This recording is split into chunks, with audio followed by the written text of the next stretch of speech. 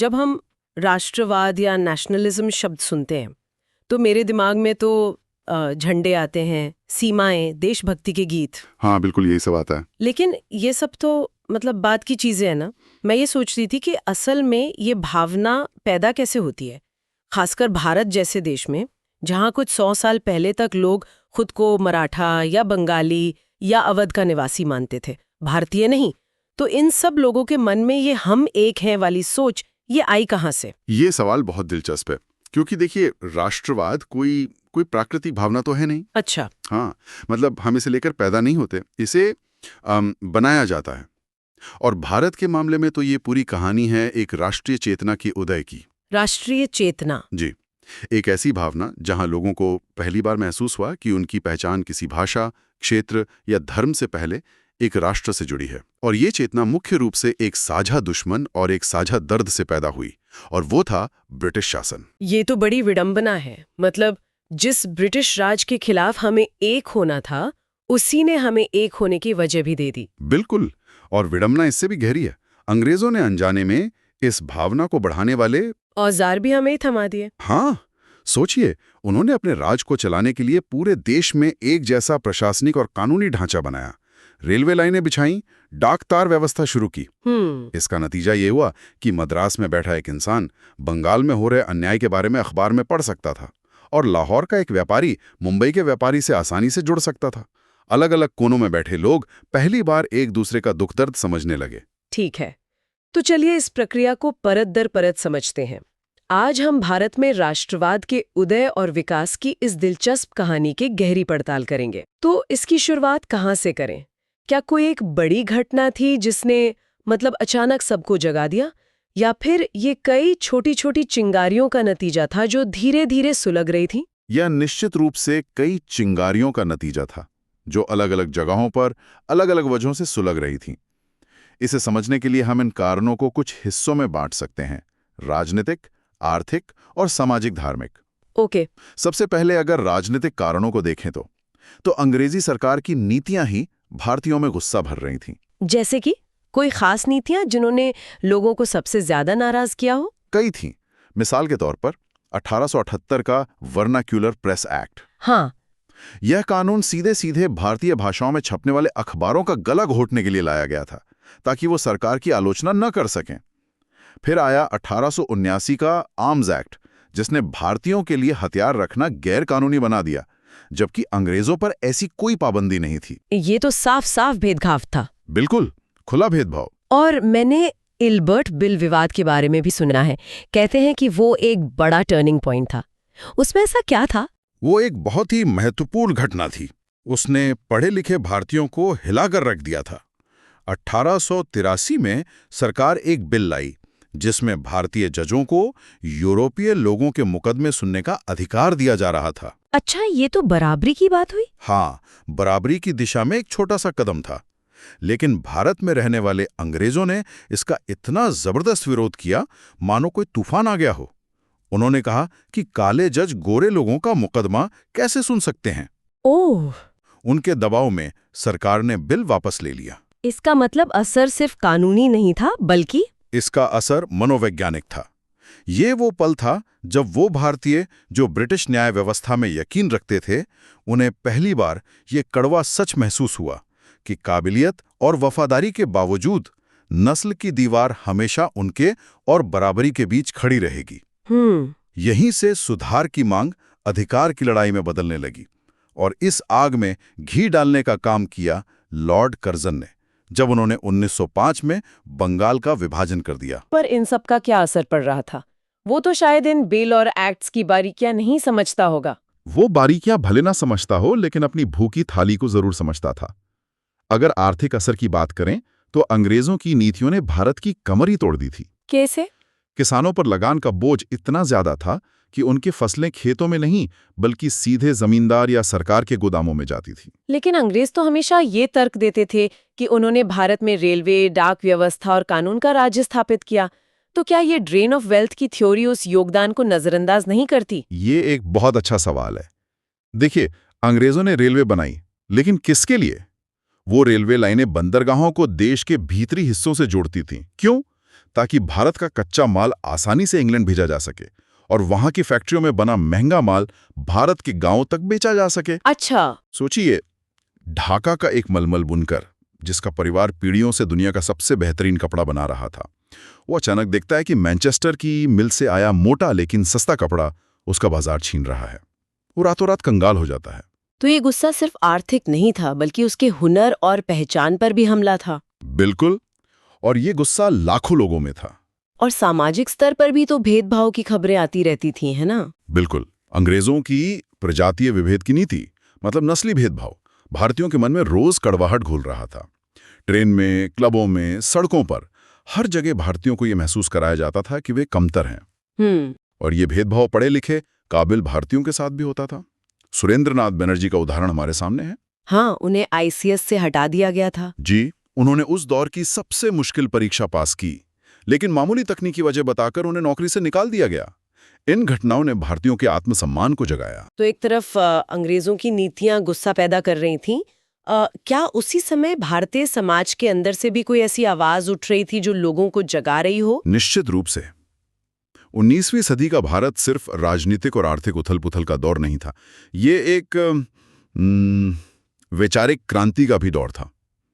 राजा राम मोहन राय, ईश्वर चंद्र विद्यासागर, स्वामी दयानंद सरस्वती और स्वामी विवेकानंद जैसे महान सुधारक सामने आए। जी। उन्होंने भारतीय समाज के अंदर की बुराइयों जैसे सती प्रथा, बाल विवाह, जातिवाद पर कड़ा प्रहार किया।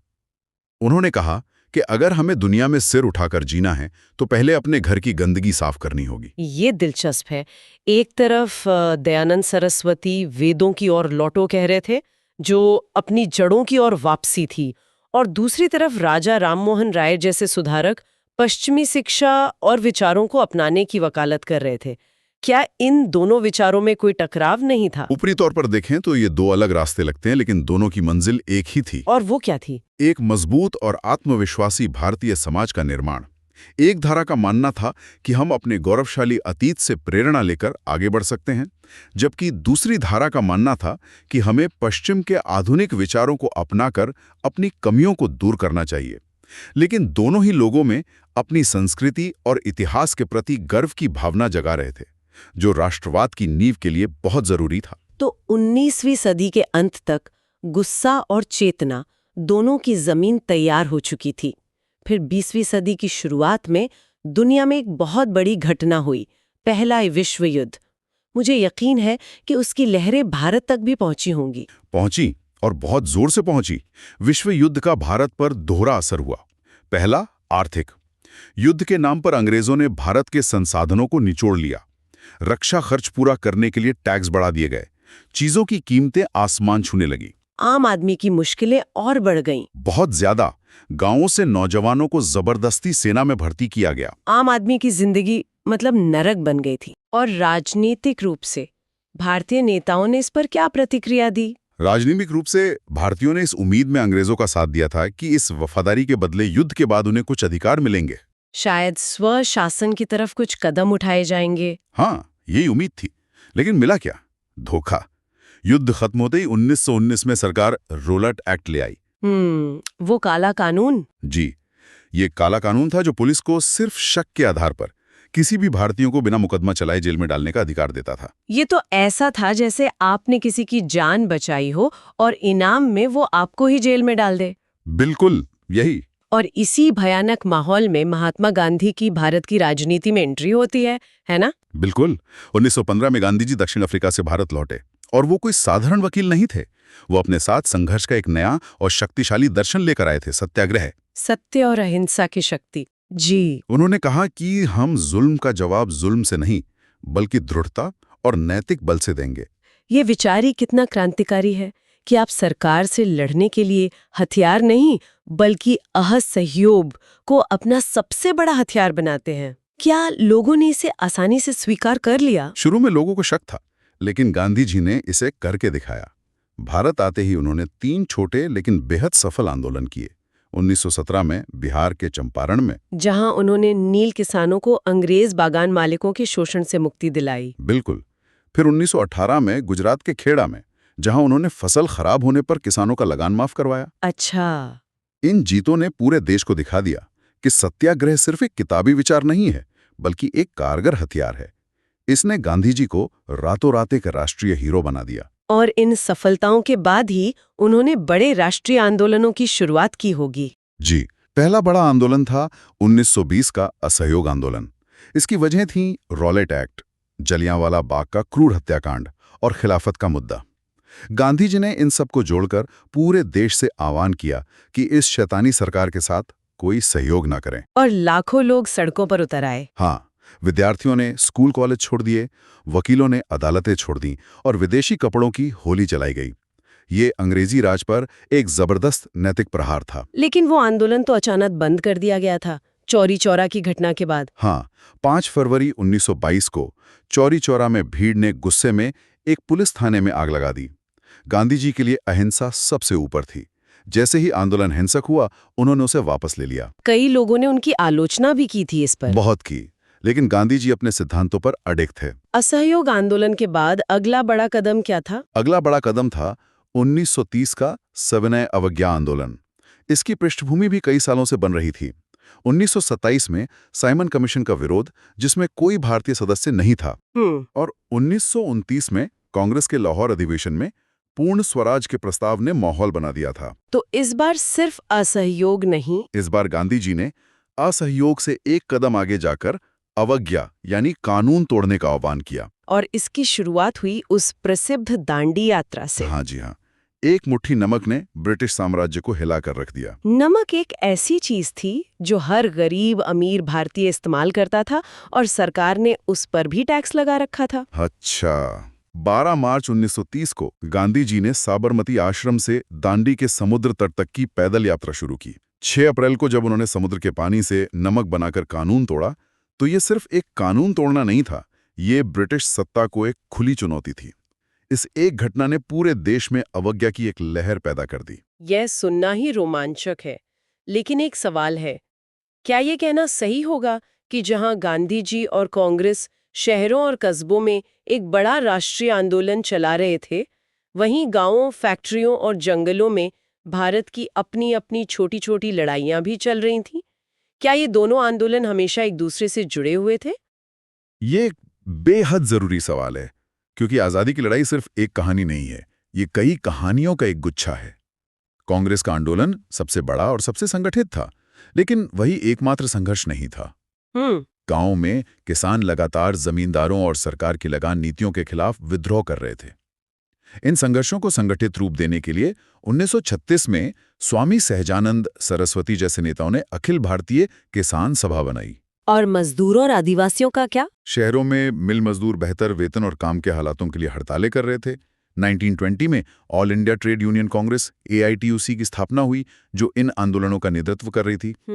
और जंगलों में आदिवासी समुदाय वो अंग्रेजों के उन कानूनों के खिलाफ लड़ रहे थे जो जंगलों पर उनके पारंपरिक अधिकारों को छीन रहे थे। तो ये सब आंदोलन साथ साथ चल रहे थे। हाँ, कभी कभी ये आंदोलन कांग्रेस के आंदोलन से जुड़ जाते थे और कभी कभी वे अपनी लड़ाई अकेले ही लड़ते थे, पर ये सब मिलकर अंग्रेजी राज की नींव को कमजोर कर रहे थे।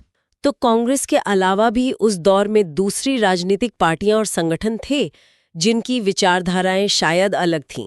हाँ बिल्कुल, ये समझना बहुत जरूरी है कि उस समय का राजनीतिक परिदृश्य बहुत विविध था। भारतीय राष्ट्रीय कांग्रेस, जो 1885 में बनी, बेशक सबसे बड़ी पार्टी थी, जो धीरे धीरे सुधार की मांगों से बढ़कर पूर्ण स्वराज के लक्ष्य तक पहुंची। लेकिन और भी खिलाड़ी मैदान में थे।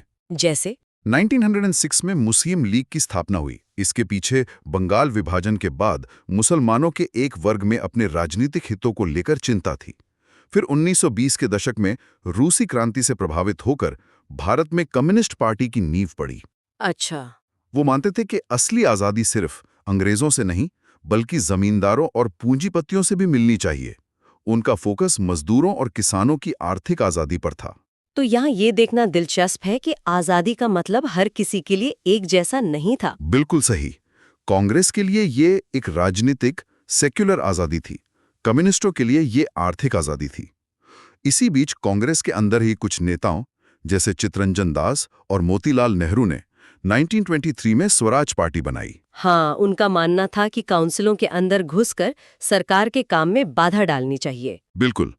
और फिर 1925 में KB हेडगेवार ने राष्ट्रीय स्वयंसेवक संघ यानी आरएसएस की स्थापना की, जिसका मुख्य विचार हिंदू समाज को संगठित और मजबूत करके एक हिंदू राष्ट्र की सांस्कृतिक पहचान को फिर से स्थापित करना था। तो बहुत सारी अलग-अलग धाराएं थीं। जी, ये सभी धाराएं एक ही नदी में नहीं बह रही थीं, बल्कि समानांतर चल रही थीं और कभी-कभी एक दूसरे को काट भी रही थीं। तो हमने देखा कि भारत में राष्ट्रवाद किसी एक घटना या किसी एक नेता का करिश्मा नहीं था। ये दशकों तक चले संघर्ष, बहस और मंथन की एक लंबी और जटिल कहानी है। इसमें आर्थिक शोषण के खिलाफ किसानों के गुस्से से लेकर राजनीतिक अधिकारों के लिए शिक्षित वर्ग की लड़ाई तक, गांधी जी के विशाल जन आंदोलनों से लेकर विभिन्न दलों की अपनी अपनी विचारधाराओं तक, सबने मिलकर भारत की आज़ादी की जमीन तैयार की। ये समझना वाकई अद्भुत है कि कैसे इतनी सारी अलग-अलग धाराएं और आवाजें, जिनके रास्ते और तरीके अलग थे और यहाँ तक कि मंजिल की परिभाषा भी अलग थी, फिर भी वे सब एक बड़े लक्ष्य यानी ब्रिटिश राज को खत्म करने की दिशा में योगदान दे रही थीं। आज की इस बातचीत से एक सवाल ये उठता है कि जिन विविधताओं और अलग-अलग विचारों के बीच राष्ट्रवाद की ये भावना इतनी मजबूत हुई, आज़ादी के इतने दशकों बाद उस भावना और एकता को बनाए रखने के लिए हमारी क्या जिम्मेदारियां हैं?